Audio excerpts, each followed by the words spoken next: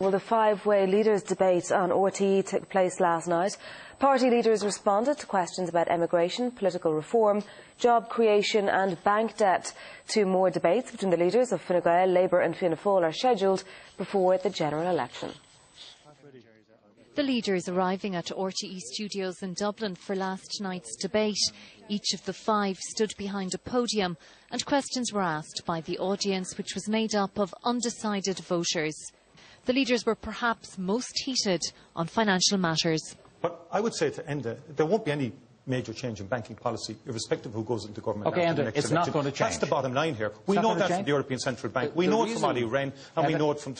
I've listened to Micheál for the last couple of weeks. It's where he wrote he was never in government. The reason the IMF and the EU deal is here is because of the failure and the incompetence of the government, which has forked out $100 billion. Can I first of all say that the Labour Party would not create five Anglos, and Enda couldn't distinguish the one Anglo that was in the system on the night of the 30th of September when the bailout of Anglo was proposed to the Dáil. Where is the money going to come from? Out of the National Pension Reserve Fund, take the $7 billion. Sorry, please let me finish, Micheál. You make the DUP sound like altar boys. Let's have a wee bit of sense here. And I'm not one of these people that exclude Sinn Féin, but the figures don't add up. As much as it sticks in my craw to assist the banks, there was no way out of it. We had to assist those banks to keep money flowing, to pay the nurses, the teachers.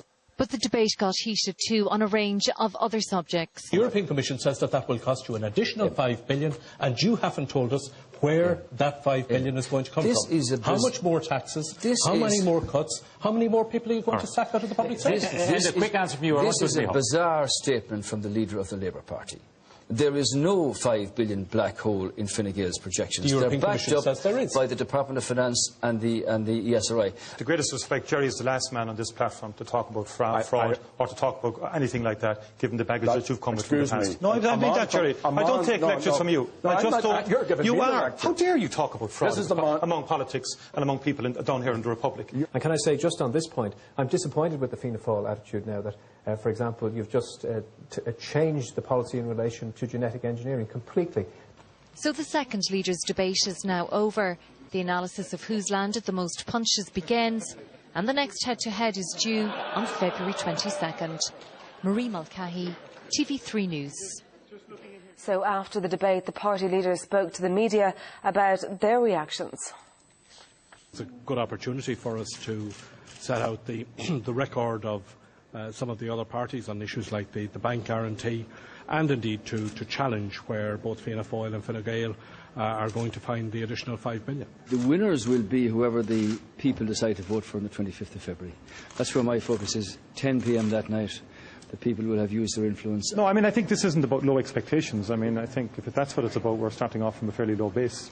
So I was concentrating more on what I had to say rather than on the performance of others. The election campaign enters day 15 today. Fine Gael will launch its party manifesto later this morning. Fianna Fáil leader Micheál Martin will be canvassing in North County, Dublin and Louth. The Labour Party will launch its plan for the rural economy, focusing on food and tourism at a press conference in Dublin. Former Anglo-Irish Chief Executive David Drumm is to be sued by Anglo-Irish Bank in the US for breaches of duty arising from alleged misconduct and deception. The bank claims Drumm was aware of Sean Fitzpatrick's activities and that he drew up loan documents 3 months after the loans had been granted. Yesterday, the court in Boston heard Drumm's own financial affairs were in a chaotic state when he was running Anglo-Irish Bank.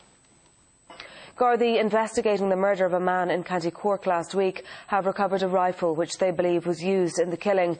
42-year-old Packy Hogan was shot dead in the Glen Road between Grenna and Waterloo outside Blarney last Thursday. 3 men are still being questioned by Gardaí in connection with the murder. On the international markets this morning, here at home, the ASIC index of Irish shares closed up. In London, the FTSE was down. On Wall Street, the Dow Jones gained, the Nasdaq fell, and this morning in Tokyo, the Nikkei is rising. The money markets now, the euro is worth $1.35. That'll buy you 84 pence sterling. And now to some of yesterday's closing values of Irish shares. Gains there for the two main airlines. Bank of Ireland dropped back, while CNC and Elan both rose in value.